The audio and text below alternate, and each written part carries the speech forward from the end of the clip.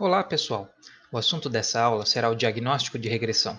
Continuaremos a verificar o relaxamento das hipóteses do modelo clássico de regressão linear. Vimos na última unidade o que acontece quando as premissas 1 e 5 do modelo clássico de regressão linear não são válidas. Investigaremos agora o que ocorre quando a premissa 3 não é válida. A premissa 3 diz que a variância do termo de erro deve ser constante em relação às variáveis x. Essa premissa é amplamente conhecida como hipótese da homocedasticidade. Vimos anteriormente que no exemplo da regressão de vendas de limonada, a variância do resíduo parece constante, enquanto na regressão do salário por hora, a variância do erro parece aumentar conforme as variáveis explicativas.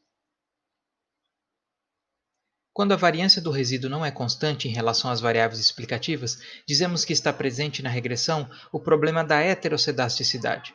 A principal causa do problema é a inclusão de observações muito diferentes, como misturar famílias de alta renda com famílias de baixa renda no exemplo do gasto com alimentação, ou ainda misturar pessoas com alta escolaridade e pessoas com baixa escolaridade no exemplo do salário por hora.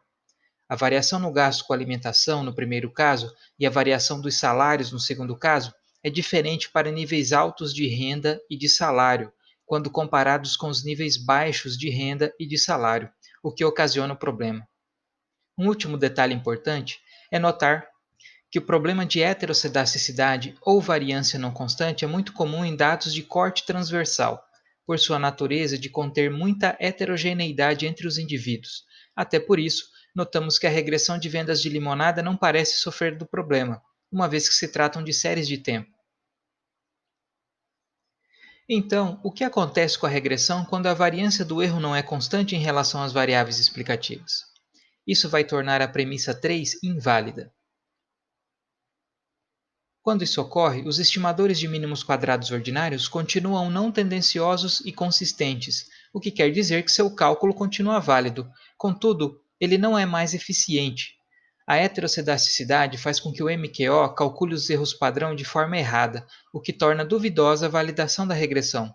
Ou seja, não podemos mais confiar nos testes F e T, e, portanto, não sabemos se o modelo é bom ou se as variáveis são importantes para explicar o fenômeno estudado. Com a ajuda do exemplo de salário por hora, chegamos à seguinte conclusão. Na presença da heterocedasticidade, podemos continuar usando o estimador de mínimos quadrados, uma vez que ele continua não tendencioso e consistente. No entanto, não podemos mais fazer a validação do modelo, pois não podemos mais confiar no cálculo dos testes de significância geral e individual do modelo. Nesse caso, precisamos encontrar uma solução. Teremos de calcular outros erros padrão. Isso, portanto, é o que acontece ao modelo de regressão linear na presença de variância não constante no resíduo, em relação às variáveis explicativas, ou heterocedasticidade. Na próxima aula, veremos como detectar a presença do problema e como resolvê-lo. Como próxima atividade, temos a atividade prática Laboratório 8. E até a próxima aula.